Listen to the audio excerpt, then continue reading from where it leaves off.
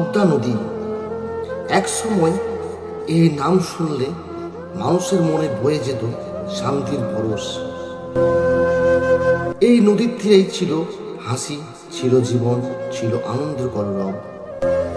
কিন্তু আজ এই একই পদ্মা হয়ে উঠেছে মৃত্যুর অন্য নাম।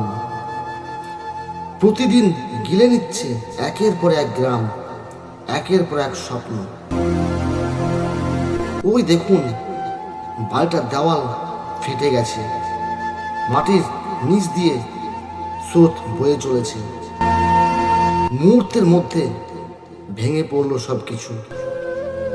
বাবা চিৎকার করে ডাকে, বাচ্চাগুলোরে নিয়ে বের হও। মা দৌড়ে যায় হাতে ছোট্ট ছেলেটাকে টেনে তোলে, কিন্তু নদী তার পা ধরে টানতে শুরু করে।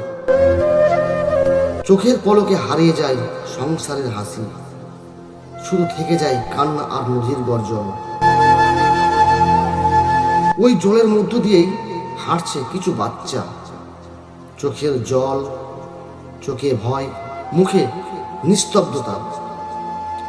তাদের স্কুল এখন নদীর তলায়, খেলার মাঠটা এখন শুধুই বালুচর। তবুও তারা হাঁটছে অজানা ভবিষ্যতের দিকে, যেখানে হয়তো থাকবে না কোনো ঘর, থাকবে শুধু আশ্রয়ের খোঁজ।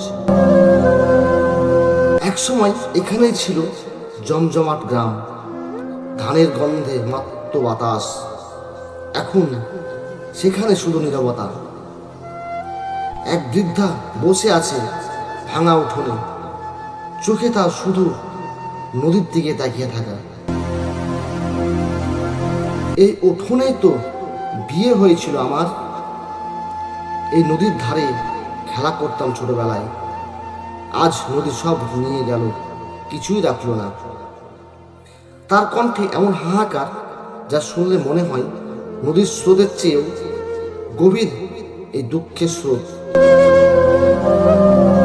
ভাঙন মানে শুধু মাটি নয়, ভাঙন মানে স্মৃতি, ভাঙন মানে ইতিহাস, ভাঙন মানে ঘর। মানুষ ছুটছে, কেউ গরু নিয়ে, কেউ ধান, কেউ শুধু নিজের প্রাণটা নিয়ে।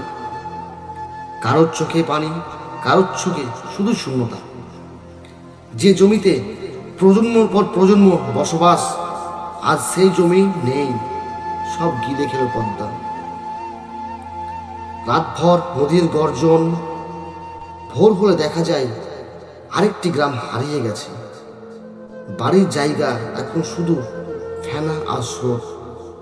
মানুষ ভয় পায় নদীকে, কিন্তু আরো বেশি ভয় পায় আগামীকাল শব্দটাকে। কারণ তারা জানে না আগামীকাল বেঁচে থাকবে কি না, নাকি নদী তাদের গ্রাস করবে।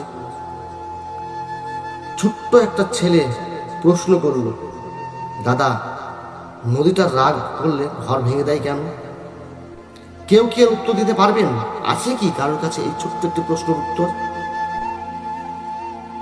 কারণ এই নদী তো কারো শত্রু নয়, তবুও আজ তাকে ভয় পায়, যেন এক দানব হয়ে উঠেছে সে।